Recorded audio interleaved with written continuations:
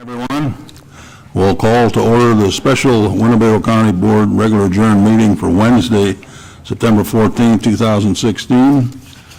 No agenda changes at this point. Clerk will call the roll. Nicolosi? Here. Red?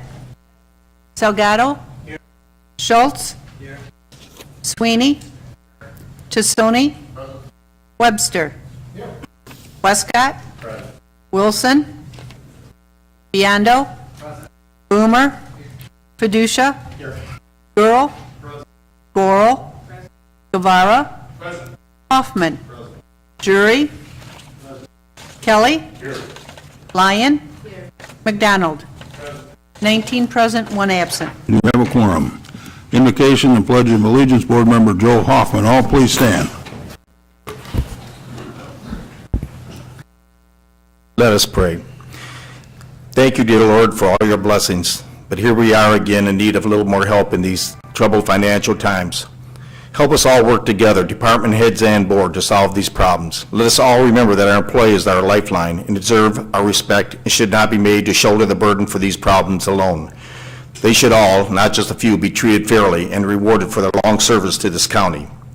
Please protect our military personnel and first responders, and please help this country heal itself from the ongoing anger and turmoil that exists today. In Jesus' name I pray, amen.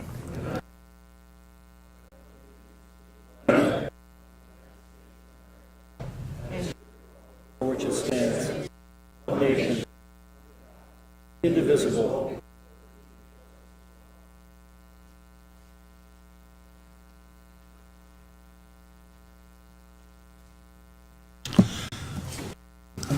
Well, I'm happy to report we have a couple of presentations this evening. And first, I'd like to call on Mr. Mark Good. You have a handout, I believe, and we do have some larger color ones here as well, if you'd like.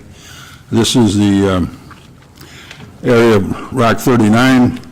Mark's been a long-standing industrial developer, not only that area, but also out Dan Foss and Pepsi is off I-90 in Loves Park, also in areas closer to the city as well as DeKalb. So with that, Mark, thanks for being here, Venture One, and we appreciate all your investment here in the Winnebago County. Thank you very much. I was asked to talk a little bit about Rock 39, but also provide an overview of what is going on in the region, the greater Chicago, northeastern Illinois, southeast Wisconsin region, in terms of just industrial transactions, because Rock 39 competes with the overall greater region that we are in. Rock 39, when we acquired it, is 323 acres. It's right at the corner of Baxter Road and 39, just east on Baxter Road. Through the help of the county, we really appreciate all the help. We now are fully improved with sewer and water. And because of that, we were able to attract two very major users to our business park. The most recent transaction we did, which was last year, was we brought in FedEx Ground. This is one of their largest ground facilities in Illinois.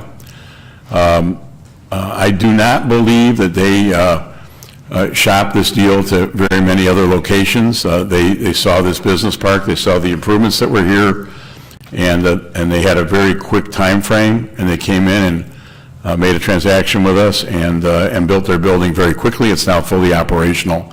It's about 200,000 square feet, and they service the entire region with this facility. It's really a great facility for our business park. And if you look just to the upper part of that slide, that is Conway Freight. So in Rock 39, we have a freight forwarding company in Conway, one of the largest in the country, and then FedEx, which obviously is the largest in their business in the country.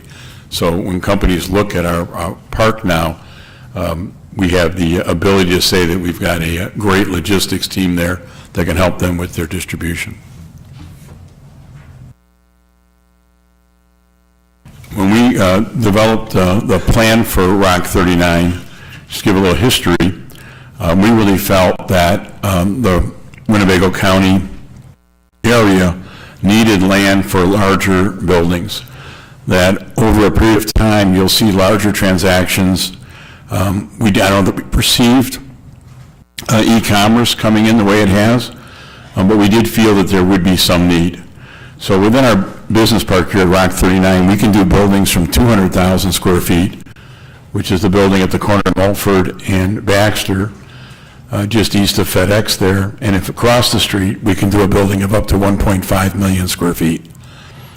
And that's not unreasonable to think that we might have a user that would come in for 1 million to 1.5 million square feet here in our business park for the benefits that it offers the companies that are out there looking today.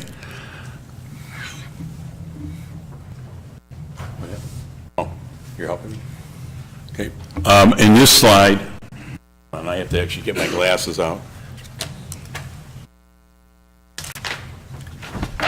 What I wanted to try to provide to everybody here briefly is that in this particular slide, we're listing all of the transactions that have been done in the greater Illinois area, northern Illinois area, of transactions over 500,000 square feet.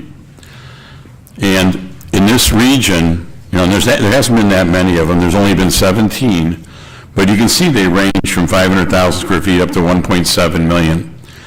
And there's several of them that are over 1 million square feet or close to it, starting with 3M and then working its way up. There's 7 transactions in that size range. We competed for several of these when we got RFPs for several of them. They made decisions at this point to go to different areas. We're not always sure why, but we were in the mix, and we had a good presentation and a great package.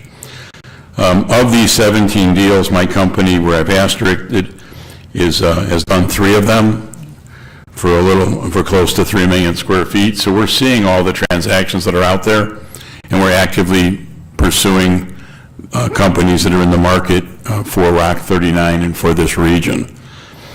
And when you look at this region, okay, we look at it and say that there's really several reasons why companies will select our business park and this area. And the things that have occurred out here over the last 5 to 10 years have made it really a great location for these companies. And on that list, you would have seen Amazon and e-commerce deals. Amazon has taken close to 5 million square feet over the last 24 months in the region. And they're not done. And so we're always talking to them. In addition to taking their large, giant behemoth buildings that you've heard about, they're also taking buildings that are between 40,000 square feet to 150,000 square feet for what they call their last mile, which I think is a really good opportunity in every community. And I wouldn't be surprised that at some point in the next 12, 18, 24 months that they'll come in with what they call one of their last mile facilities, and maybe 2. We were lucky enough to do 2 transactions with Amazon in the last 12 months for these last mile facilities, and they're great facilities, big employers in a region, and they also are a great benefit to the region because those are the facilities that are making those 1 hour to 4 hour deliveries to their customers. So we do believe that they'll probably be looking in this area. They're very confidential in how they do it. They've got code names, but I have to believe that they're going to be in this market shortly. One of the trends that we're seeing right now nationally, but also relating to it regionally in 2016 and 2017, a lot of these larger deals are moving to what we call greenfield sites, and that's what we have here at Rock 39. The reason is there's not that much land left for these larger buildings closer into the Chicago market. So they're looking at it and saying, okay, I'm a larger building, I'm 500,000, 1 million square feet. I'm not just servicing Chicago, I'm servicing the region. And they'll then look at it and say, okay, I really need to be in a new facility, 36-foot clear, high ceilings, easy access, right off a highway. And I can't find it close in anymore, so they're looking at these other areas, which is why, in our park in DeKalb, we've just done our 3rd deal with 3M in that market. They just finished 1 million square feet. And they could have taken that business anywhere. They stayed in the I-39 corridor for a lot of reasons, a lot of it being the labor and the transportation, the logistics. We're also seeing an increase in e-commerce deals. Amazon isn't the only company that's expanding in e-commerce. Walmart, Target, every major retailer is building e-commerce facilities to help get product to their customers. I really believe we'll see some of that business, and that's just starting. You know, they control less than 10% of the overall retail market in the country, and that's projected to go to 17 to 20% over the next 3 to 5 years. And the other thing that's happening is that there's a wide number of people that are consolidating in the last 4 or 5 years from multiple field facilities into very large buildings. And there's just not that many. They've been absorbed. So because of that, we're seeing more build-to-suit activity where, you know, a lot of times people go into a spec building, which is built on speculation, looking for a tenant. Those are harder to build, especially big ones. But companies understand that there's not a big supply, but there's still a good demand. And so they're willing to wait, you know, 9 months or a year to get a new building. We just broke ground last month off of I-80, southeast side of Chicago, for a 1 million square foot building that we're delivering for Georgia Pacific.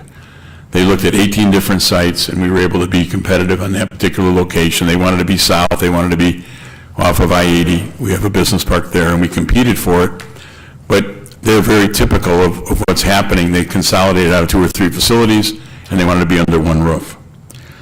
What are the key decision factors that they make, and why do I believe in our business parks? We've made a big investment here along with the county. Number one, they look for a good labor supply.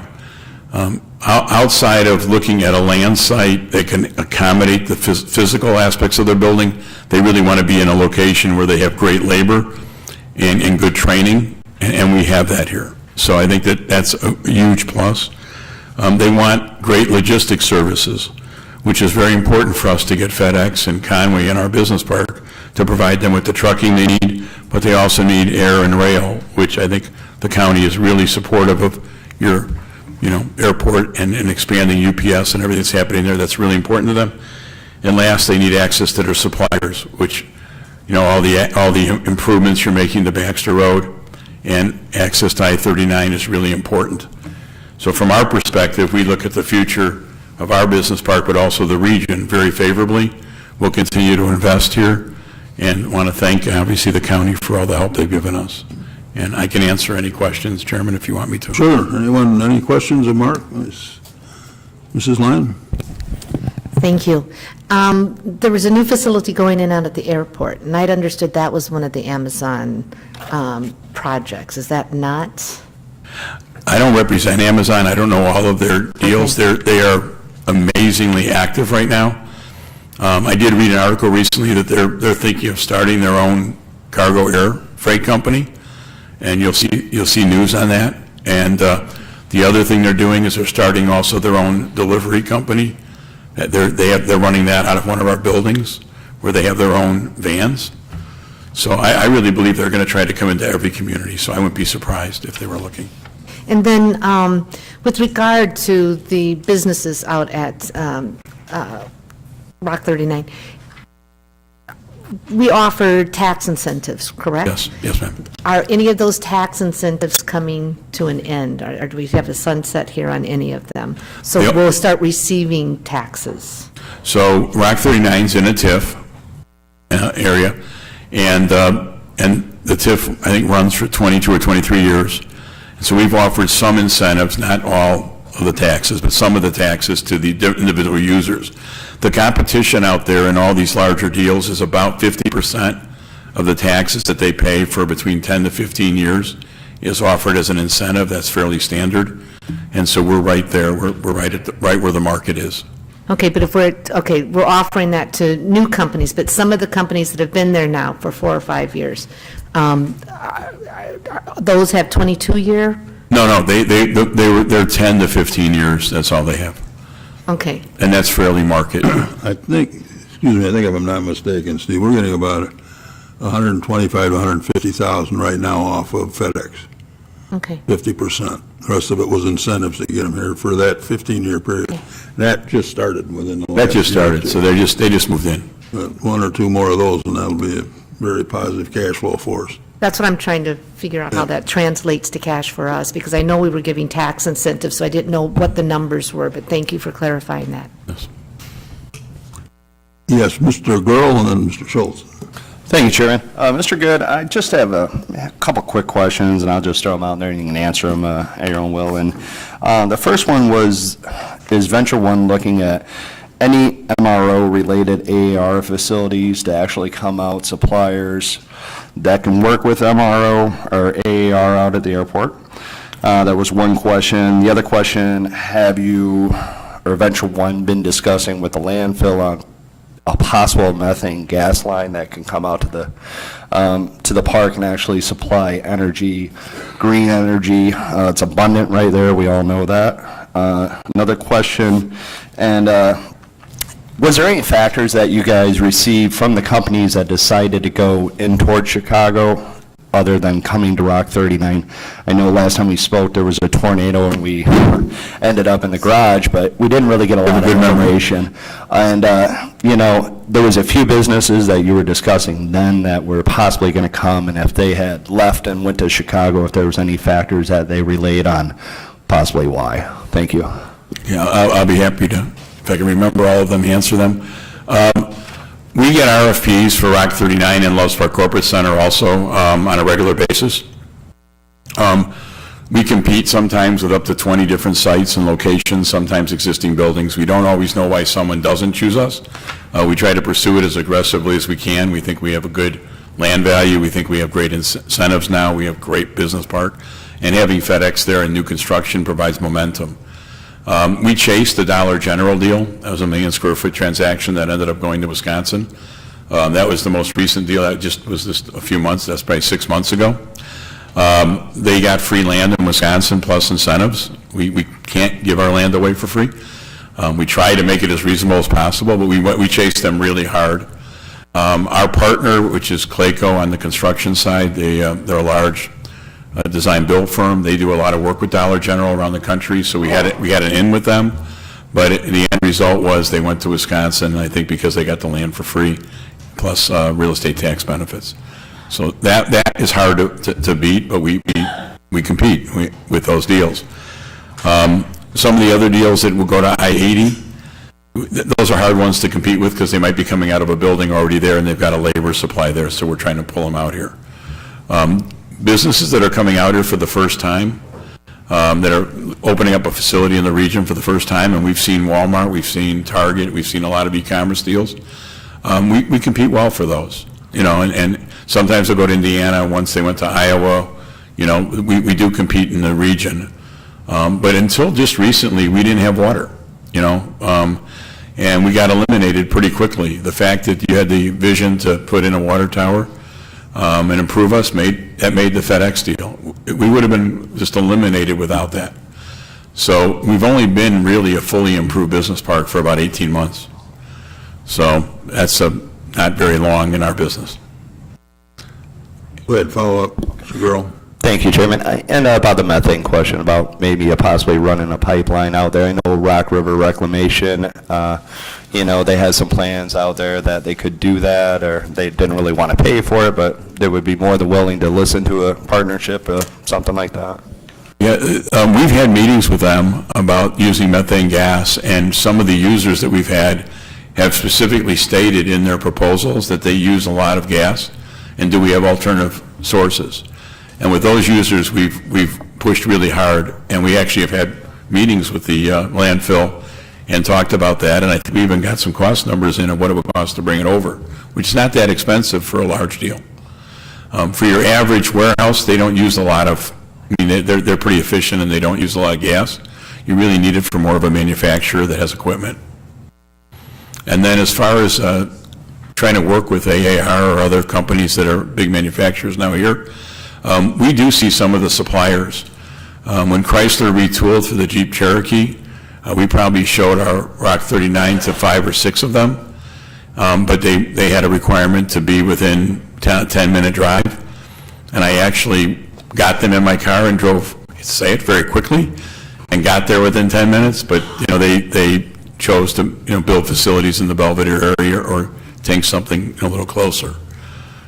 So we did compete for those and try to get those Chrysler suppliers. Okay, Mr. Schultz? First of all, thank you, Mr. Good, for being here. It sure is helpful to hear directly from the person involved, and thank you for your efforts on our behalf to bring businesses to our community. It's going to make a phenomenally huge impact on us when you're successful, so I appreciate your efforts. Those of us that have been on the board a little while, we made the decision to bond out the water project, bond out the road projects. We did get federal money and state money, but we put a substantial amount of our own money into those deals. And we're going to be paying them for a long time. We have a request coming up really soon in terms of additional bonding and additional road projects on the other side where what you were showing us in the picture. And so we're in this quandary right now, feeling the pressure of, well, we built it and FedEx came.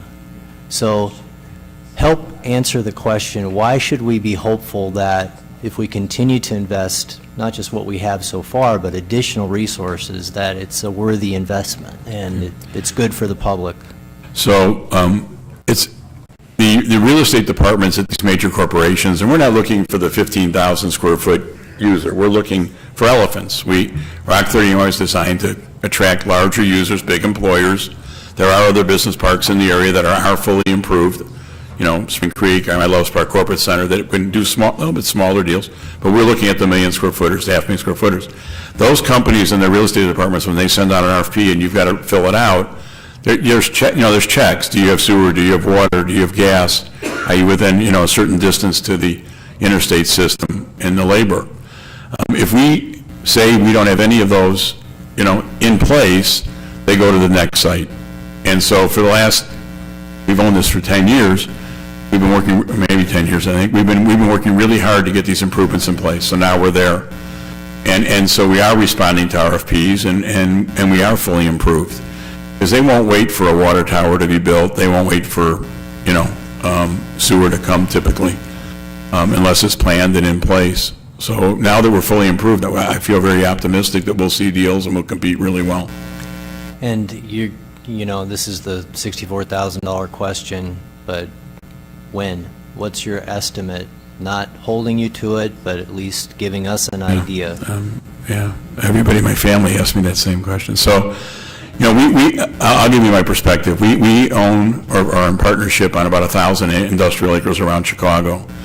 We made decisions to not buy land close to the city of Chicago. We bought in DeKalb, Rockford, University Park, Pleasant Prairie, Wisconsin. So we're considered the next exit from where the big city is. We went out and bought raw land, and now we went through an improvement. In Park 88, we got lucky. We got Target with 1.5 million square feet, and we now just finished 1 million square feet for 3M. So we've done 2.5, 3 million square feet in Park 88, but we wouldn't have done any of that without the roads and the sewer and the water, because when we bought it, it was farmland 10, 15 years ago. We are starting a building this month in University Park that is 1 million square feet for Georgia Pacific. They're putting a lot of toilet paper and paper towels in this building. But it's 1 million square feet.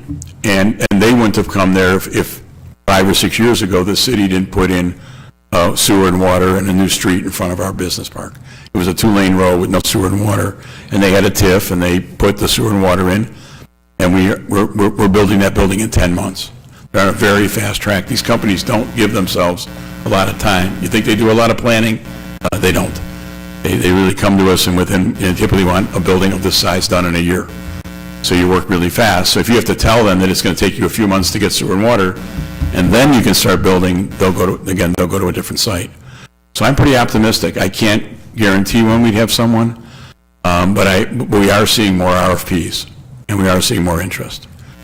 I'm hopeful we have a showing next week, actually. I'm working on that right now, and that's a big deal. Okay. So we're fighting for that. And then my final request would just be, because we're in the desert waiting for the glass of water mode right now, if you have something that's really promising that you're encouraged with, even if it's just that we're getting more interest, that you're seeing more people, more entities where we're making the final cut, we're down to the last couple, that's going to give us hope. That's going to give us encouragement that, Well, we were one of two at Dollar General. I thought we had the deal. I really did. We had a great site, we had a great layout, a great price, and we go through a whole pricing model, but we can't, it's hard to, if they had a need to be closer and a little bit further south, I think we would have gotten them. There is some issue with the state of Illinois, and a perception with Wisconsin and the state of Illinois. It's real. It's not make-believe. So some companies will just not make that leap, and I think one of the things that was a soft part of that deal was, do they want to take the chance and put that facility in Illinois when they, and that would have been Rockford, so we compete pretty heavily with that, that image of Illinois with Wisconsin. Wisconsin's not, great. I only have in Wisconsin too. But it's not the best either. There's issues in both states. So you have to, and so you got to really put your best foot forward, which I think we did. And I think, the chairman did as well with our package. But, I think in the end, it was a little bit of that and a little bit of the free land. I just asking for more frequent updates as then. No, I'd be happy to be, the chairman knows I'm happy to come here whenever you want. The county is the first to hear about any deals we chase because we have to work together on our incentive packages. So on every deal we work closely with the chairman's office on incentives and how to best attract these companies. Nothing worse than false starts, but we do appreciate, Mark, we can get more of that. We have a little solution I do for Wisconsin, by the way. We're going to build a wall there, and we're going to make them pay for that wall. That would be a good, realistically, not everything lasts forever. I think that if you look at this list of transactions of million square footers that's in our package that I showed you, the great majority of them are in Illinois. There's just a couple that went over, that are in Wisconsin. One was Uline, which already had a big operation there, and Dollar General, I think, were the only two that really went over there. So all the rest were in Illinois. So Illinois is not going anywhere. We bought 95 buildings, industrial buildings in the last, I'd love to buy buildings here too, we're always looking, but we bought 95 buildings, our company, in the last 5 years, and 90 of them were in the state of Illinois, so I feel comfortable making investments here. So we appreciate everything you've done for us, yes. Mr. Webster? Just one quick comment. You mentioned Uline, and Uline was headquartered in Illinois, and they specifically moved to Wisconsin because of the climate in Illinois. And if you've read anything about the company or about the company owners, they're very quick and open to point out why they moved out of Illinois. I do know the owners. I own land right across the street from their corporate headquarters in Pleasant Prairie. We've met with them. They also have a unique business. They were growing at an amazingly fast pace. They're in Lake County. There is no land in Lake County for industrial development in Illinois. They unfortunately took a lot of their land, and the Forest Preserve bought it. So there's not a lot of land near the entrance. There's a very specific reason they did it, and they needed to be able to build million-square-foot buildings, which they did up there. They're just doing 2 more, actually. So, but they had the land. They had the availability of the land. Illinois did not have that. Yes, There were other issues, and they were frustrated, but I think that was also a reason. Thank you. I'm just saying that to underscore what some of these companies are up against when they want to come to Illinois, and underscore why they are leaving Illinois. It would be good if we could get our house in order. Yes, the business climate in Illinois is not as friendly as it should be. Let's leave it to that. Yeah. And I will say this, that it's not for lack of trying. Our vacancy rates are down in all of our buildings. We're getting leased. We have good activity. But there is that perception out there that at some point in the future that, there'll be some issues. But companies still want to be here, and we're very positive on that, which is why we keep investing. Very good. Thanks, Mark. We appreciate you taking the time to be up there, and maybe once a quarter or something like Very that happy would whenever you be want. good to check in. So, very good. Thank you. Next, we have Pat Deary is here, one of our representatives on the Greater Rockford Airport Authority. A lot of great things going on out there. I think Tom was going to be here. I don't know if he maybe couldn't make it. He's going to be here. Okay. All right. Well, Pat, welcome. Well, thank you, and thanks for having me. I've been a commissioner at the airport, I think, since May of 2013, when this board appointed me as a commissioner representing the county. So it's been just short of 3.5 years. A lot going on. When I started, there was a lot of discussion with Rock Valley and a MRO that was other than AAR. Maintenance, repair, and overhaul is what MRO stands for. I think you all know that. But there were a couple other companies that do MRO work, and the big issue at that point was, could we provide a supply of airframe and power plant mechanics, A&P mechanics? And that was the reason we were in the conversations with Rock Valley and another company, I think it was called Spectrum, that also does that kind of work in Tulsa. Ultimately, we made agreement with Rock Valley to upgrade their program, negotiated with them, and ultimately the negotiations ended up with them owning a building and leasing property from us. The commitment was somewhere between 125 and 150 A&P mechanics a year. So we got that done, and that really opened up the discussions with a couple more MRO candidates, and ultimately we put a package together for AAR, and that led to the 2 facilities that are out there now. I think you're all real familiar with that. We've just received in the last couple of weeks the certificate of occupancy from the city of Rockford. AAR is moving equipment and supervisors in. Their supervision is coming from some other facilities, and they're hiring and training A&P mechanics here. We're waiting to hear from AAR when their first aircraft is going to arrive, and we anticipate any day now that they'll have a date for us. So I'm thinking a lot of you have probably toured that facility. I've been in aviation a long, long time, including civilian and military, and it's a very impressive hangar. I mean, I could fly inside that hangar. So funding, maybe not so nice. We can continue to communicate with both Springfield and Washington. I don't anticipate that there's going to be any movement on either side until it's more clear what the state of Illinois is going to do. And I think you all know that we've been able to work with local banks to provide interim funding for the completion of that building. So our relationship with the government tends to be good, particularly Department of Transportation and the FAA. I think you saw in the paper earlier this week that we did get a $6 million grant from the FAA, and that had nothing to do with the MRO. That was for some terminal expansion. We are in the second wave of funding for the terminal expansion. It's a $6 million phase of an overall $20 million grant from the FAA. And what we're really just doing is remodeling and making the terminal a little more efficient. I pulled some numbers together. Our total passenger load in fiscal year 17, and for us that's 1st of May to end of April, is projected to be 225,000 passengers. In 2015, our fiscal year for 2015, it was 207,000, so that's an increase of about 8.6%.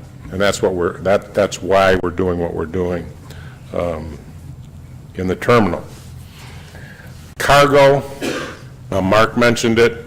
I think we've seen in the paper that we've established a new relationship with Air Transport Service Group, or ATSG. They have a subsidiary that's known as ABX, and they've chosen RFD over both O'Hare and the Milwaukee Airport for their Midwestern operations. On Thursday of last week, I think, was the first flight that came in. We're only getting 1 plane a day, but in December it's supposed to go up to 4. And then we have Pinnacle Logistics, who's going to be their freight forwarder or ground handling agent, is on the airport property right now. They've hired 64 people and in the process of hiring an additional 34, albeit part-time right now. So we're moving quickly in increasing our cargo load. We peaked in cargo in 2009 with UPS at about 1,350 million pounds of cargo a year. I mean, we all know what happened in 2009. It dropped dramatically. It's gone back to about 800 million pounds a year, and it's pretty much leveled off there. That's what we have projected for next year. A lot of activity going on. As a volunteer commissioner at the airport, it's been fun to see the things that are going on. I think there's been a lot of collaboration, which makes it interesting, and it's just fun to be part of an organization that's starting to get things done. When I first talked to Chairman Christensen, because I was aware there was an opening, I explained to him my background in aviation, and I also have a business background in this community, and I thought the maintenance approach was what was going to really bring high-paying jobs. I mean, the cargo's great. You know, the passenger service is convenient for all of us, but in terms of impact on the community, it's really employing people in those higher-level jobs. And at that time, Chairman Christian said, well, we're way ahead of you. I mean, and it was way farther down the road than I thought it was, so it's been a lot of fun for me. That's what's going on. Can I take any questions? Questions, board members? Mr. Felucia? Thank you, Mr. Chairman. With the expansion of the terminal, is the present airline that's based at the terminal looking to add any destinations? Because I personally think that I'm out there a lot, and I'm seeing a lot of cars on that lot. And when I have traveled, you'd be surprised the people I run into that say they come from Madison to Rockford to fly out of Rockford. And I was wondering if there is another airline or some other destinations that might be put on due to the expansion of the terminal. The answer is yes, that there is a lot of activity. Some of it is even potential international flights. But they don't want to announce, these airlines don't want to announce anything until it's locked up. And there's a lot of negotiation that goes on in that.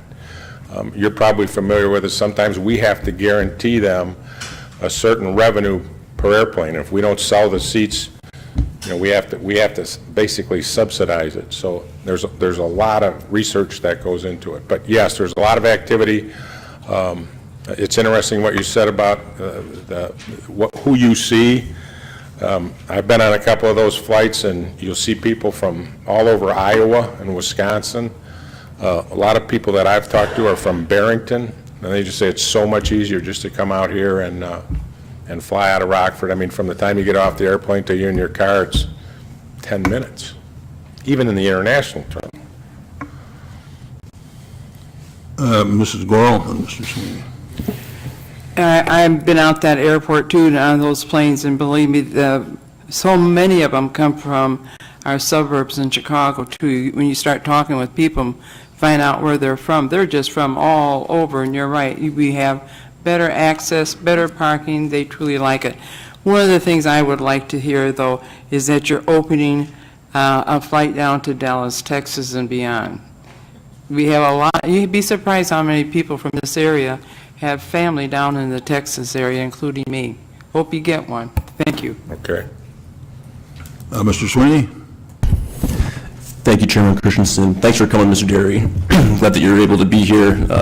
I'm not at all trying to take away from any of the positives that are going on. I'd be remiss if I didn't mention that the reason that you were thought to be invited here was due to some less than professional interactions with the airport board director and some members of this board, which of course started with me over questioning of some of these financials, which is a totally appropriate thing for people in our position to do. And in no way am I trying to insinuate that you have anything to do with that. You're a very well-respected businessman, and you do a great job on the board, and a very successful business, so we like having you here. But I would like to take this opportunity to officially try to get some more official information about how the project is working financially. Some of the concerns that we had as a board did come to fruition, of course, with this state budget situation, the federal government. So if we could get, just since we are contributing a lot of money to the project, we're a financial partner, 10 million plus overall, a breakdown of what kind of federal money has come in total for the project, state money for the project, and the dates, and then as far as the project itself, maybe like a listing of any change orders and what their dollar amounts were when they came in. Are you talking about going forward when it's operational, or what we've received so far? So everything from the past up to current in some sort of presentation, like, or some sort of form that we can look at it on a spreadsheet or.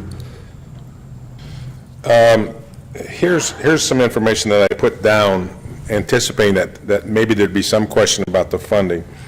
The federal amount was supposed to be $10 million overall, and we've gotten 3 of that, and we're working on another 6 to 7. So that's from the feds. The state of Illinois, we're supposed to get 16 million. I think we've got about $1.7 million, something like that. The county, the city, I mean, I think you know those numbers, 8 and 5 respectively. So those, the airport is putting in 3, and that sums to 42. So that, does that help you at all? But I mean, I took your question to be more concerned about this as an operational entity going forward.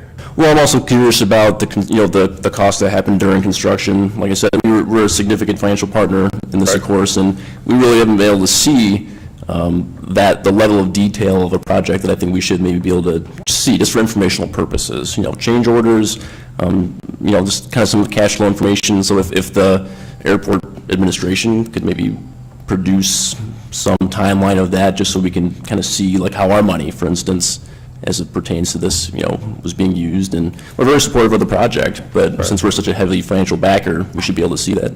I don't have any detail on that. I'll tell you, though, that in the meetings I do attend, there's been a couple of significant whoopses. One was there's some almost like sewer lines under the airport that were mapped out and put in somewhere, I think in the 60s. And when we planned where the building was going to go, it was about 60 feet away from one of these, let's call it a culvert, for lack of a more technical term. And in fact, when we dug, we hit it, so it was about 50 to 60 feet off, and then we had to repair that. That was a relatively big deal. There was a couple other things associated with the foam suppression system that was pretty well documented in the paper. There was some recovery issues where we had to almost like create a pit outside. I recall that one, but those are the only 2 that I can recall. If in general what you're looking at is some type of overall, say this is what the project was budgeted to cost and here's where it came in, I think we can get that. Yeah, no, I mean, I appreciate it. It's to my knowledge, the largest 20-year commitment that we've ever made to anything out of the host fee, if I'm not mistaken, at $622,000 per year. Just behind BMO, Harris, yeah, 1 and 2. BMO was more or less than? It was $9 million. $9 million. No, but if you roll in the interest and all, you're right. That's the number 1. The top spent. That's so, right. That's so correct. yeah, we just appreciate that, and any change orders or whatnot. All right. Anything else? Further discussion, Mr. Grohl? Thank you, Chairman. Just real quick, Mr. Del Santo, was there any day trips planned this year that the airport could announce, and possibly one to the greatest football place in the world, Green Bay, would be great? Thank you. I didn't get the last part. Where? Green Bay. I used to sell beer at Lambeau, so I'm with you on that one. Anything else? Discussion there, Mr. Fiducia? Yes, if you're going to be flying to Green Bay, I think you could fly an old Stearman up there for the amount of passengers we'd get. My original question was to, Mr. Sweeney said that it is a large investment that we've had. I know that the company isn't in there yet, but would it be possible if county board members would like a tour of that facility? I know it's probably been offered before, and I've probably been negligent to do that, but is there a way that if county board members would be interested in seeing it? Because I don't know if they'll let us in that building once they're occupying it, but I've seen it from afar, and I'd like to see it close up one time. We have a meeting tomorrow, and I'll present that request. I can't imagine why it would be that big a deal, right, particularly well, if we do it, before there's somebody's aircraft in there. Excellent, excellent. Okay. And you would, Mr. Sweeney? Sorry, one quick follow-up. Thank you, Mr. Chairman. You may not be able to get too into this in public, I understand if you can't, but are you, based off any conversation you had, are you comfortable that the local bank, entities that have gotten together will continue to renew the lines of credit? My understanding is that they're year-long agreements, so are you pretty comfortable that they're in for more than a certain? Yeah, I mean, I think that the representatives of the banks that are involved are committed. I know probably half of them personally, and I haven't seen any indication that they're nervous about it. Okay, that's good news. So, I mean, keep in mind, banks are looking at collateral, and there's a building out there. I mean, right. There's collateral to support that debt. Right. Mr. Schultz? Thank you. The last comment just brought an obvious question to mind, that is, have we spent the total of what was expected from the federal, the state, the city, and the county? Have we spent that already in the project? Well, I think that goes to Mr. Sweeney's question. It's my understanding that we came in slightly under budget. So the money that's been given plus what the consolidation of banks gave us is what we used to fund those payments that probably sum to something. I guess my comment to Mr. Sweeney's comment is just the banks have no choice. They have already funded the project. They could call the loan, which would require the sale of the building, but if all of that money has already been spent, that they've pledged in the lines of credit, then... Mr. Sweeney, clarification? Well, I'm going to ask the question. My understanding of the financial agreement is that it's an annually renewable line of credit that is drawn upon as needed. So it wasn't like a lump sum. They already drew all that money down to build the building. That's what I just asked. And he said it's money spent. So there's no need for additional years of lines of credit? I thought there was... Well, if I'm not mistaken, Pat, and this is stuff if you could follow up with it. I think really what we're asking for is a spreadsheet, a breakdown on cost, sources of revenue, where it's at, what's been spent where. But I think the bottom line here is there's not a second line. There's an initial line of credit, and the banks knew up front that if the first year, if the state still hadn't come through, and I think they probably were realistic enough that that probably was going to happen, that they would then renew it for another year, and hopeful it would come at that point. So I think the decision the airport board is going to have to make is at what point do we go back and say, hey, we need to renew this and get that moving? Does that help?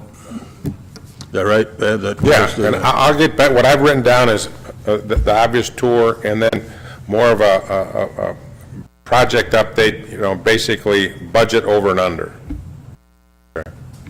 And then where we are on the line, if in fact it is a line of credit. That'd be great. And there was I think you indicated you may have somewhere else, there was a letter sent on behalf of the board asking for some comments, I think more personnel issues, so. You get a chance Chairman to get Christensen that, asked me that. you can go ahead and I did follow not up. get it, but if it did come to my email at the airport, I haven't checked that since the time. We'll make sure you get one. We'd like maybe a little follow-up on that at Okay. a later date. I think that was sent to you and Mr. Del Sano and Mr. Cicero, I believe. So. Okay. All right. Very good. Thank you. All right, Thanks, thank Pat, you. for taking time.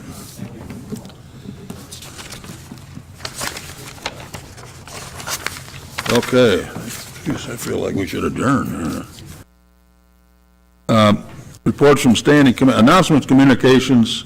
Anybody have anything specific other than Mrs. Gorel? For those of us who attended the memorial on Sunday, thank you, all of you from Winnebago County here that have contributed to it and put all that hard work into that memorial. That is such a gorgeous piece of artwork that I have ever seen. We should be so proud of what we have done on that corner for 411 and our memorial to our first responders. Thank all of you, and those of you who were there, I'm sure, can say the same thing. What a great ceremony that was. Thank you. A lot of work, a lot of passion, you could tell, and all that. I think the other thing is that we still got some 2,500 of our first responders in particular that are suffering from some type of lung cancer or something as a result of the aftermath. So it's just something we always remember and never forget, as I said. Thank you for mentioning that. Finance Committee, Mr. Biondo, you can do that from your seat. I think if that's okay, we'll move over to the 17 budget presentation. This evening, we will introduce this, of course, and there'll be until our meeting on the 29th before there's actually a vote. There's opportunity, obviously, to amend and so forth in between. But, Mr. Chapman, if you could waltz us through the high points, and then I want you all to know that in any phase of this budget, any time in the next, whatever, you questions, whatever, need more information, need to talk to maybe some of those folks that have requested dollars, please let us know, and we'll set those meetings up so that there's questions can be answered. Mr. Chapman. Thank you, Mr. Chairman. Good evening again. Everybody should have this particular book on their desk tonight, and I presume that you'll go home and study it and so on. I'll help you through it tonight. We're going to go through some things fairly quickly. This is pretty much the same format that we've used in the past, and it seems like it does get the information out. As you know, we've been talking about the whole issue of budgets for this year and next year, probably starting back in April.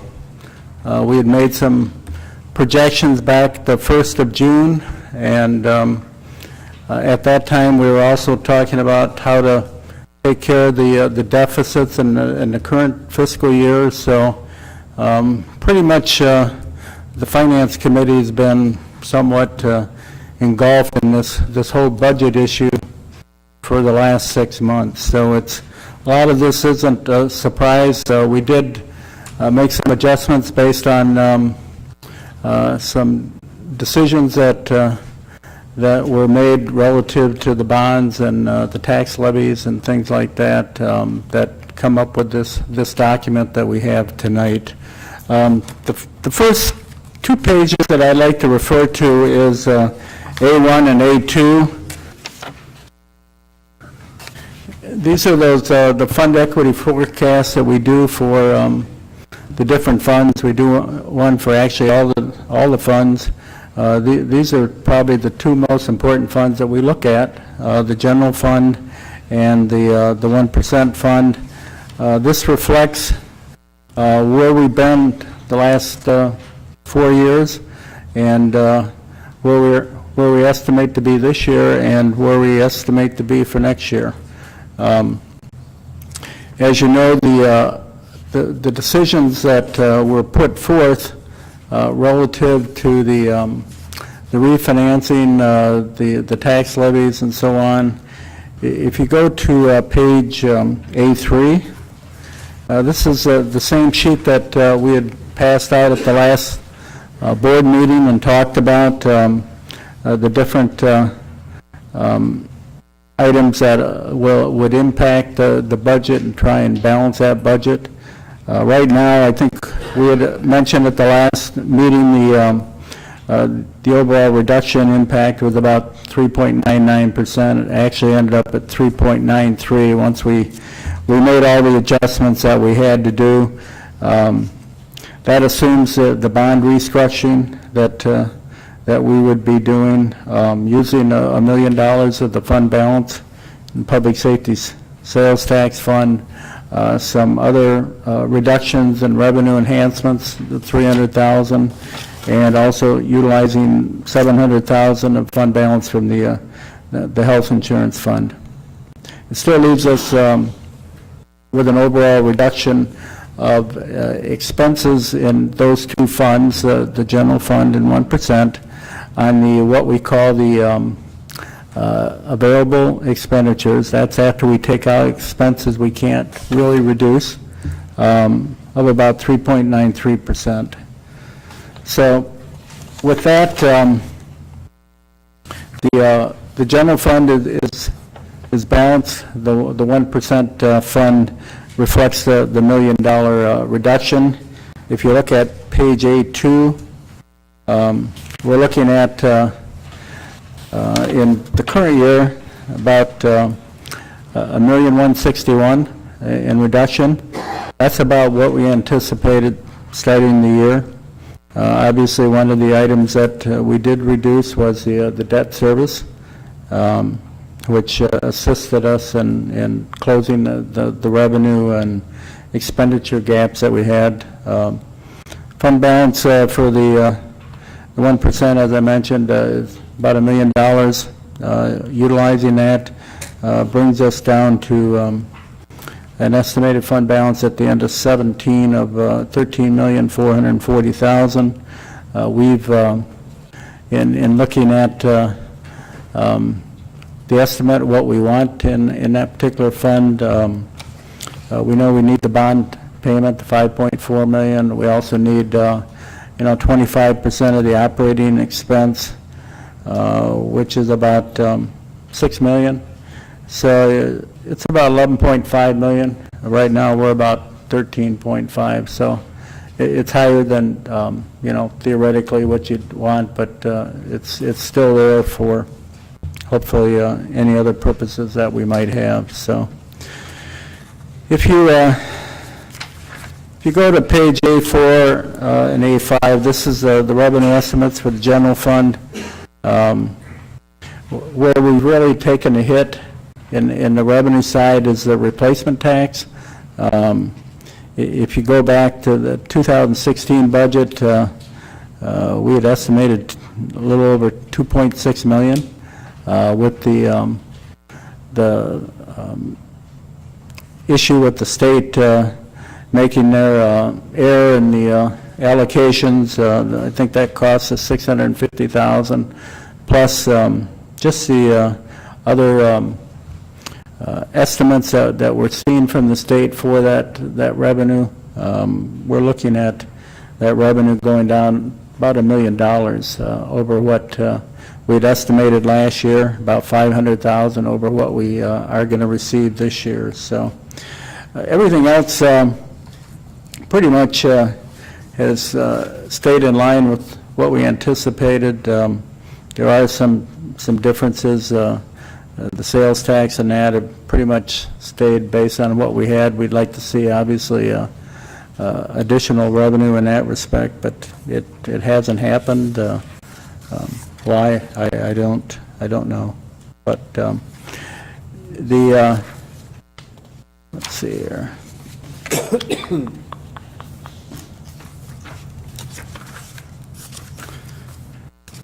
If you go to page A11,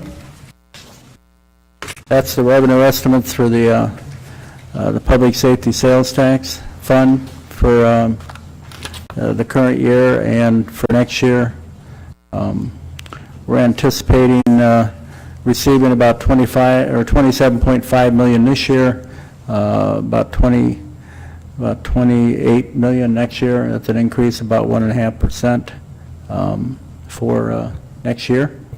The other fees in this particular fund are pretty much in line. The fees from Harris & Harris, that's the collection money that we receive. We've still been doing fairly well with that. They've been doing that intercept program through the state that intercepts income tax refunds that come back. So that's been a pretty successful program for us. So in terms of the expenditure side for the general fund, if you go to page A12, that reflects the individual departments based on the reductions that we've made. Certain expenses we had to increase this year, especially in the non-personnel areas. We have 3 elections coming up this coming year. We had to, I think, increase that particular expense by $260,000. Additional parking expenses based on the agreement with the city for the concourse deck, other expenses. The personnel side, we've again reflected the 3.95% reduction in there based on expenses that we can reduce. So again, we're looking at a budget of at this point in time, $49,170,000 compared to $50,000,500 for last year. So, if you go to let's see, page B1.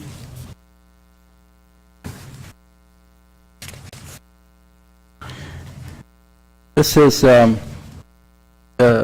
you look about midway down first page, the 1% public safety sales tax fund reflects the expenses in there. The debt service is reduced by about 3.1 million.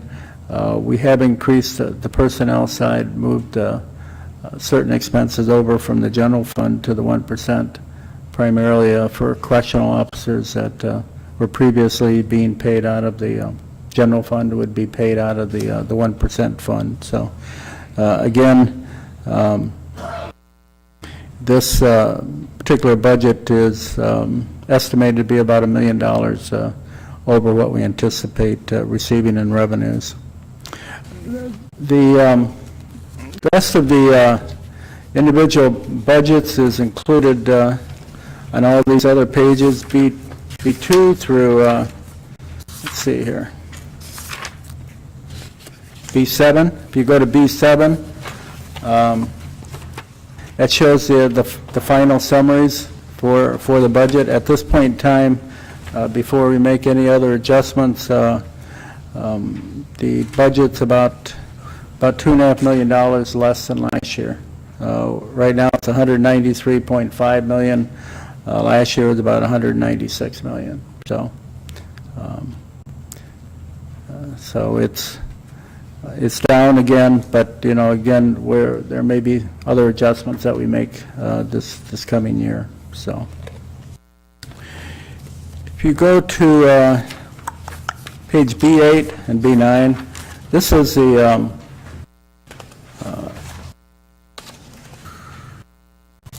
the general fund, or not general fund, non-general fund, all the other different funds that we have, and I think we have about 140 funds that we keep track of. These are capital needs that are reflected in those non-general fund areas, which are funded by those particular funds. They're not funded out of the general fund or the 1%. They come out of the dollars that are generated in those particular funds, either through fees or taxes or whatever their revenue sources are. A lot of these are similar in nature to what's spent in the past. Some of the areas we have done some reductions in just based on available dollars that we have. So, next page, B10, relates to the host fee. The next few pages, B10, B11, B12, and B13. This first page reflects the annual commitments that the county has made through agreements with whomever. One item that has fallen off what we have paid in the past is the $100,000 contribution that each year that we made to the Burpee Museum. That particular commitment was paid off this year. And in its place, if you remember, the board had approved the $700,000 for the Nicholas Conservatory. That first payment for that will come due this coming year. And again, that's that's a 7-year commitment, and the way it was structured, it wouldn't start till we were done with the Burpee contribution, so that's the way it works. Obviously, we have the Reclaiming First commitment, which I believe is $350,000 a year for 20 years. I think we paid that, this will be the 3rd year. The Rock Valley College for the aviation building, $50,000, which is for 20 years also. This will be the first year that we pay dollars towards the MRO out at the airport. Purpose-built communities, that was the commitment that we made a couple months ago for 3 years at $200,000. The debt service on the Rock 39, that I believe goes for 3 more years. Economic Development Districts, that's the project that we have with Boone County. The contribution to the REDC, the Regional Planning and Economic Development, which is basically an internal transfer to the general fund. Freedom Field and demolition, $50,000. Other programs, I'm not going to get into those that are listed. These are pretty much in line with what we've done in the past. There are some additions. The Youth Court, Fairgrounds, Boys and Girls Club, $75,000. And other initiatives, these are items that we've paid out in the past through the discretionary funds. We're including them as a separate line item in the budget this year. Payments in New Milford, we have to pay those dollars out as part of the agreement that we have with New Milford based on the dollars that we receive.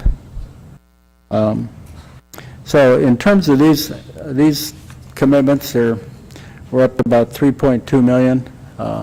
We're actually anticipating revenue of $3.5 million. If you go to the next page, B11, this is some other what we would consider one-time commitments.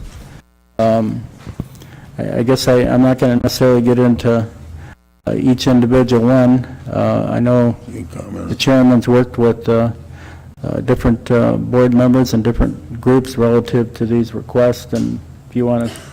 Just very quickly, this is things I was alluding to as far as you have questions. We have narratives on most all of this. This is a collection of things that I've talked to many of you over the years on different programs that you, or projects or capital contributions you'd like to see. Strictly one-time commitments. We've got like a $3.5 million fund balance. And the good news is the host fees continue to go up and the new owners are that much more aggressive.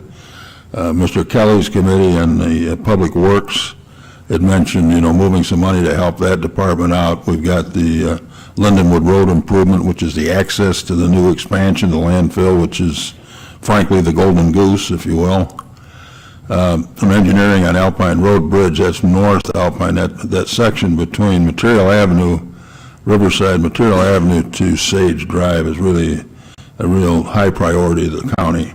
And this would get that initial engineering going. Perryville Path, doing some upgrades there, also at the corner of Perryville and Guilford stop area. And then that water feasibility study we talked about for the unincorporated area and New Milford area, they approved that last night, I'm told. They're half of that, so that's in there, that 560.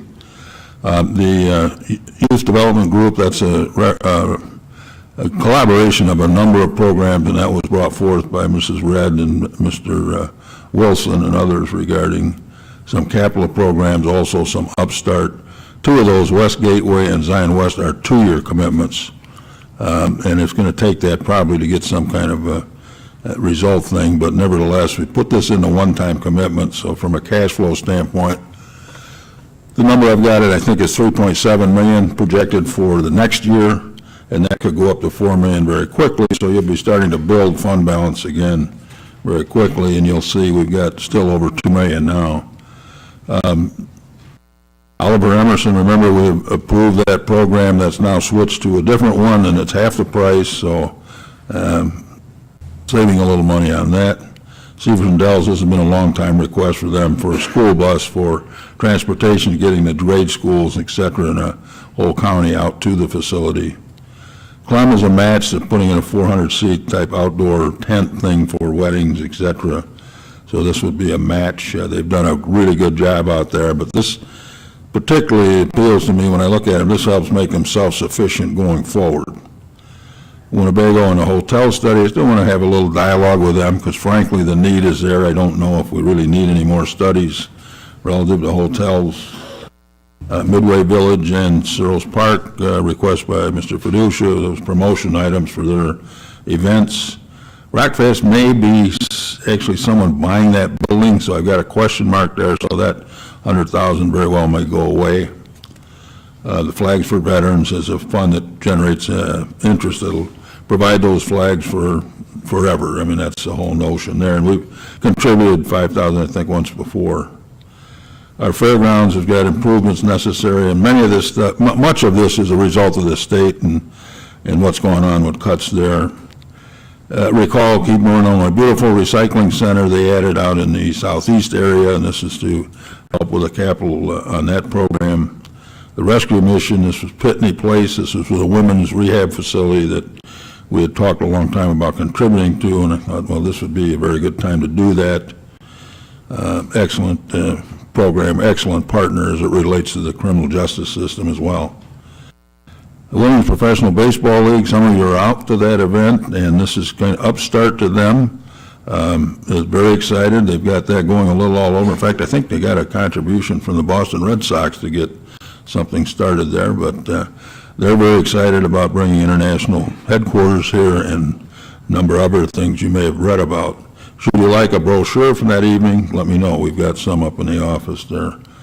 But again, they're after, it's probably upwards of a $10 million deal when they're all built out, so we can help them get started. This would be great, and in a part of town that really needs it.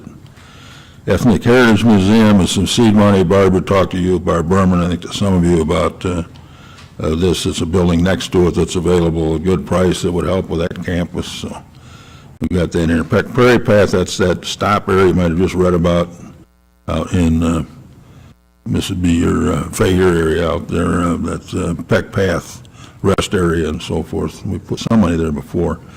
The YMCA, I'm getting a lot of inquiries about that. That's at the Perryville Newburgh area there. This is strictly equipment. Their ask was $250,000. I said, well, we would attempt something like this to get that moving. Again, one-time capital. Greenwood Cemetery is so they can do something. We're replacing the statue that we're moving to Memorial Hall. That's the notion here, Mr. Guevara's district. And then Rosecrans is just dependent upon if others participate. So some of this, there's going to be more developing even in the next 2 weeks. But bring these to you for consideration. I think there's some things that could help in a very strong way in a lot of areas, almost a little, quote, stimulus package, if you will. And if you turn to the following page, then you'll see we'll still have a fund balance over $2 million with revenue of 3.5, so that's a very strong position. And then, Mr. Chapman, the last page, I think, if you want to just discuss the, the long-term commitments, you've got a whole breakout of when some of this stuff will be paid off.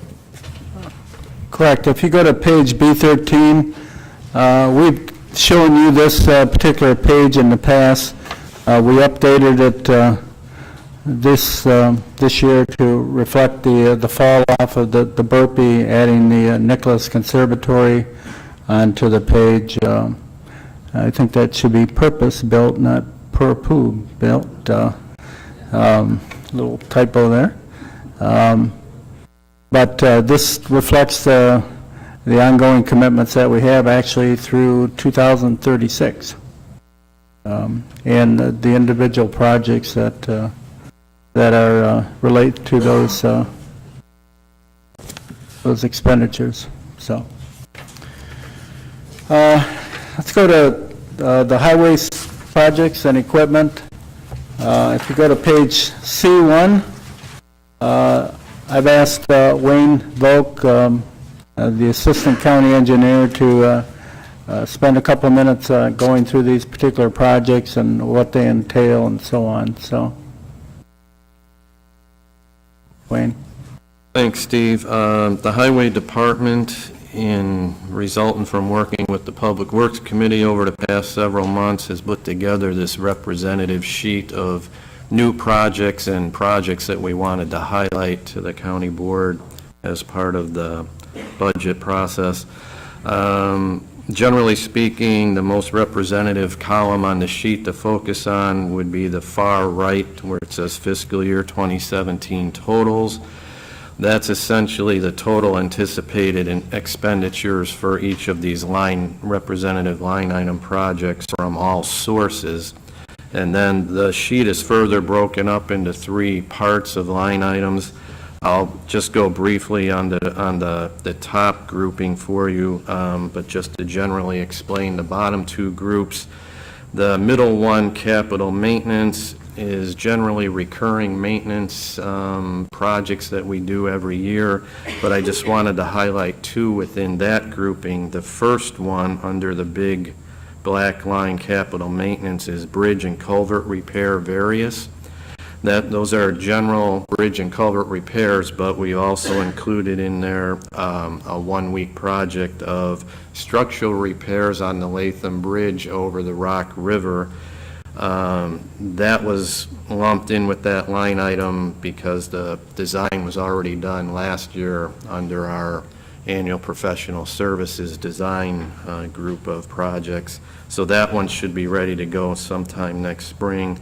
And the other one further down in that group is actually spelled out separately, the Meridian Road over the Peck River Bridge. That needs structural repairs as well, and that'll be about a 1-week project or so next late spring sometime as well. And that includes both the design and construction in that line item. The last grouping down at the bottom, capital services, those are recurring either payments from past project participation, engineering services, general type stuff. If you have any questions on that, you can let me know, and generally over the whole sheet as well, of course. But so then moving up to the top grouping, just briefly over these line items. Chairman mentioned a couple of these already, but the Alpine Road Bridge over Forest Hills Road, we have received word from IDOT. We had applied for major bridge funds for that, and they have programmed those for us, I believe, in the year 2021. So that project is to get the preliminary phase 1 design engineering underway for that project. The next 2 projects, the Baxter Road from 39 to Mulford, and then Mulford Road South, and also the Lindenwood-Baxter intersection and Lindenwood Road South. Those 2 have been presented by Mr. Vanderwerf at several presentations to several of the committees, so I won't go into too much detail there unless you have any questions. The fourth one there, the DeGarmo Trailhead, we've had the funding in place actually identified from the state Department of Natural Resources for quite some time, but the payments were suspended. We couldn't get started with that because of the state's ongoing budget issues, but we just received word on that one about a month ago or so that the monies are released, so starting that project back up for sometime in the near future. Horizontal curve chevrons is a safety HSIP funding, federal funding. We're going to apply for those funds, or we have applied for those funds. We're waiting to see if we get them. That's just to put some enhanced signing around some of the curves throughout the county on the world roads where some of the curves met the criteria that needed to have additional signing put in place. That's a 90-10 split. Chairman alluded to the Riverside and Forest Hills Alpine area that's identified on our county highway assessment program as the worst section of roadway that we have, so that's desperately needed for improvement, and the monies allocated there is to get the phase 1 preliminary engineering started in anticipation then of being a better candidate for application for federal funds in the future. The next two projects after that are both township bridges. The County Highway Department administers the township bridge program on behalf of the various townships in the county. The Sumner Road Bridge actually has 80% federal funding involved in it, and the Weldon Bridge underneath that is actually totally out of the township bridge program and/or local township funds. And then the last one on the list is a watershed improvement project. We've applied for federal 319 grants for that, and I don't know if you remember, but that is resultant from when we had a lot of the heavy flooding in 08, 09, and we looked into ways that we could alleviate some of the flooding issues around the county, and we identified the Madigan Creek and Buckby Creek areas down in the southeast corner of the county as some representative good application projects that could be made down there. And actually, today started the bearing fruit of the first project from the 319 grant process at the Madigan watershed along Columbine Boulevard, just north of Harrison and east of Mulford Road. And that's going to be putting in a bioswale. We're the agency that holds the contract over the materials for that project. It just came through the board a couple months ago. And Rockford Township is going to be doing most of the work on that project. So that's a brief overview of everything. If you have any questions, I'd be glad to take any. Mr. Jerry? Thank you, Mr. Chairman. Wayne, I want to comment on your preparing the budget here, but I'm looking this budget over, and I'm really concerned. Our highways are deteriorating faster than you can fix them. Will you mind showing me in this budget where the crack ceiling is? You know, 7 years ago or 8 years ago, we put a road up in my district, which was going to spur economic development. I was over there the other day and I drove that road, and it's blacktopped. And having worked at the highway department for a number of years, I know a little bit about roads. That road, you haven't touched that road since we built it. There's cracks on that road that are 2 inches, 3 inches deep. Where in your budget, the maintenance part of it, this is that you're taking care of these roads? I don't see it. Most of the maintenance is down in the middle section there, and you'll see. Give me a figure, just a figure, what you have budgeted, because it's probably not even half of what you need to do the job. Yeah, well, the last item in that middle section is roadway paving, seal coat, asphalt, and patching. That's generally our recurring maintenance program every year, our seal coat program, which includes blade patching problematic areas as well as needed. Again, I'm not talking about blade patching, I'm talking about seal coating and craft coating, cracks. Filling cracks in with tar so the road don't expand and keep deteriorating. I don't see that. But, yeah, they're not identified here. These are specific capital improvement line items. Those would be elsewhere in our budget. We could go through that with you, in detail. Well, could you give me a list of the project that you plan on doing? I mean, Perryville would be a perfectly good example. The shoulders on Perryville should have been done. Now they're beyond repair. That's from Harlem Road to 173. I mean, you got 4-inch cracks. It's because it was lack of maintenance. Yeah, haven't done it. We do have $300,000 again in that middle section, the second to the bottom pavement repairs. So we're going to go out for a concrete pavement patching program next year, and $300,000 is a significant increase over past years. All right, well, thank you. I just think if we'd have done maintenance on these, we wouldn't be spending the money we are now. Thank you. Chapman? Thank you. If you go to page C2, that reflects the capital equipment budget for the highway department. the different projects that they're looking at spending dollars on. Some of the items in the past, we've been acquiring vehicles and that and financing them through that the lease proposal that Joe has put together, and that continues that into to next year. Pages C3 through C5 just reflect the expenditures by fund, which fund is going to do what particular project. A lot of times they get broken up among, 2 or 3 different funds, but this would just show you what fund would fund that particular project that they're talking about. Let's go to the tax levy information. That's on page D1. That's a list of the property tax levies and the estimated tax rates for the coming year. If you look at that extensions for fiscal year 2016, the total amount was $39,046,522. This year, based on the particular levies that we have, it totals up $39,045,958.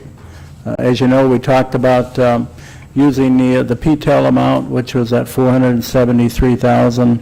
I think it was indicated that the board was not in favor of incorporating those dollars into the levies, and therefore they were taken out. The rate actually goes down a little bit, about almost 1.5 cents, primarily because the EAV is going up about 1.25%, which is, I think, the first time in 5 or 6 years that we've actually had that. If you go to page D2, that shows you that EAV.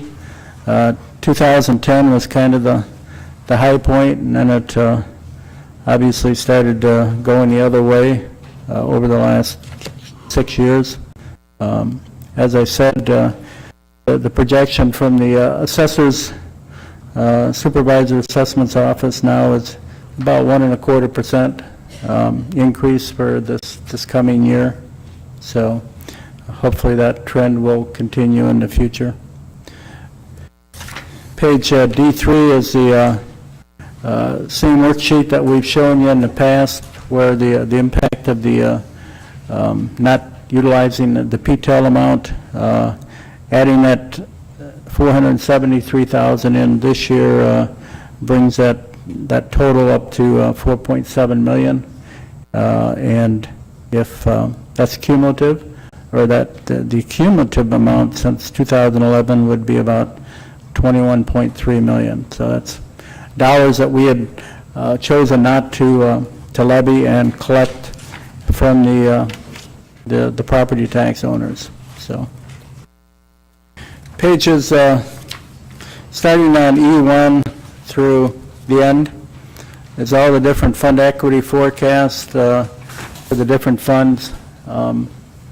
By fund, same format as we use for all of them, and you can go through those at your leisure. I know we've had a question in the Finance Committee relative to some of the funds showing a deficit, not necessarily a deficit in the fund, but expenditures being over revenues, and we're going to get that information back to the committee as to why.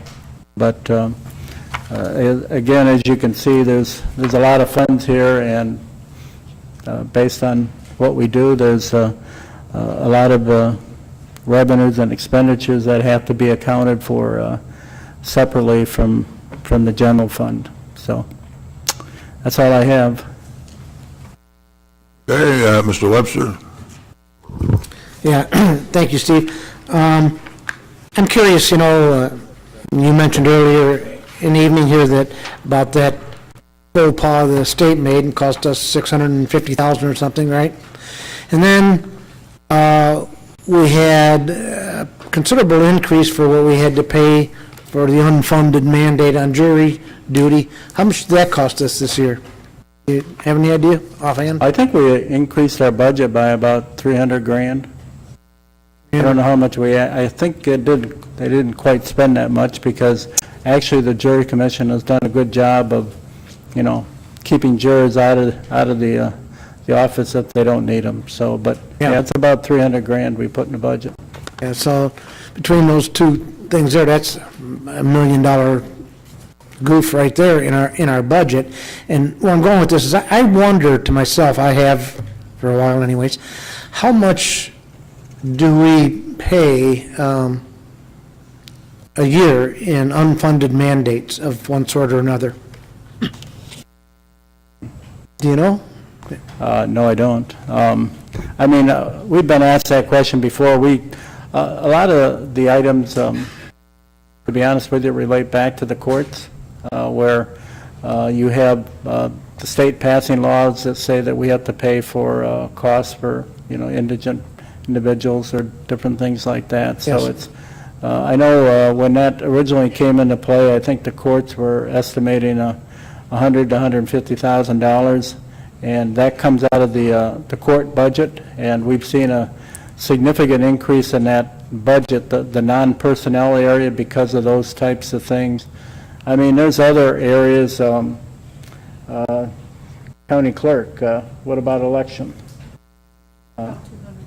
200,000 for election. So, it's in all different areas, and, you try and talk to the state about these things, and it's, it's a blank stare, so.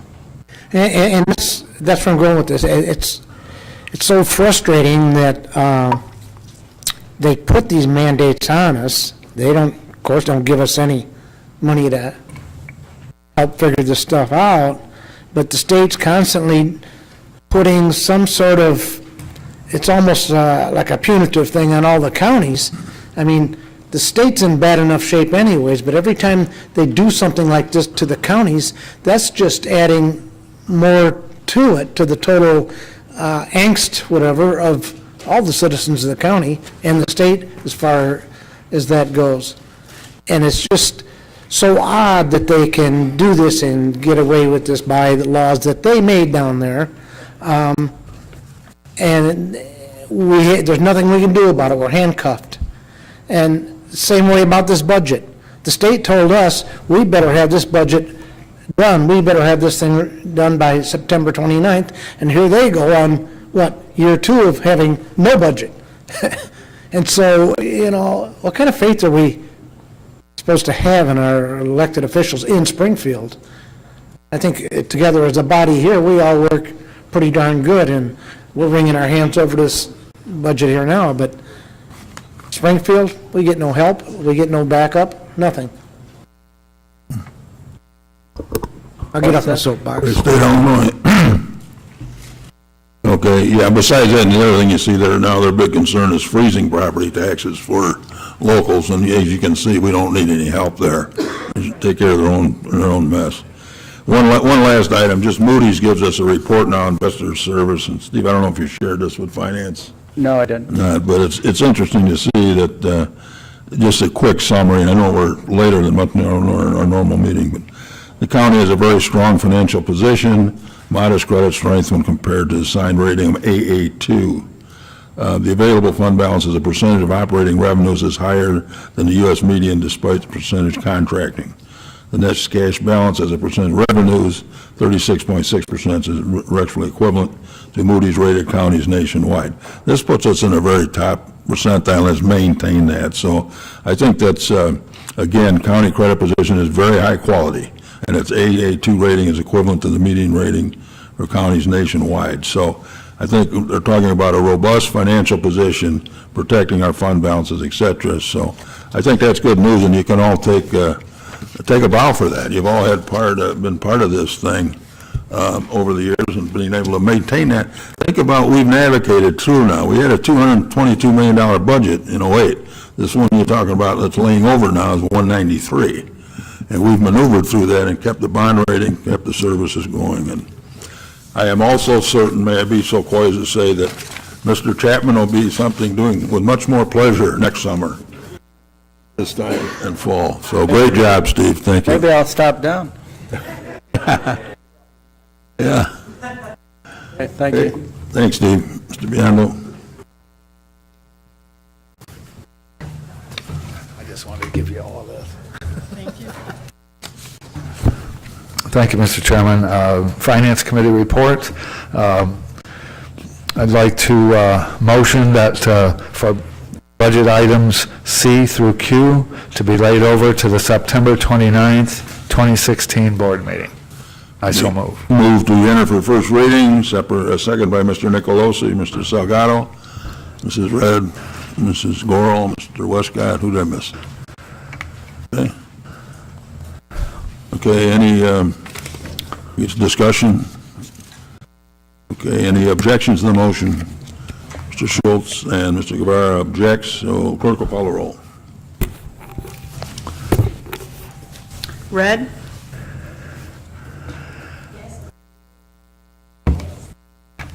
Delgado? Yes. Schultz? No. Sweeney? Yes. Tassoni? Yes. Webster? Westcott? Yes. Biondo? Yes. Boomer? Perdusha? Yes. Girl? Yes. Gorel? Yes. Guevara? No. Hoffman? Yes. Jury? Yes. Kelly? Lyon? McDonald? Yes. Nicolosi? Yes. 15 yes, 4 no, 1 absent. Okay, those will lay over. Mr. Biondo? All right, that concludes our report. Thank you. Any unfinished business, new business, I'll entertain a motion to adjourn. Moved by Mr. Guevara, second by Mr. Girl. All those in favor,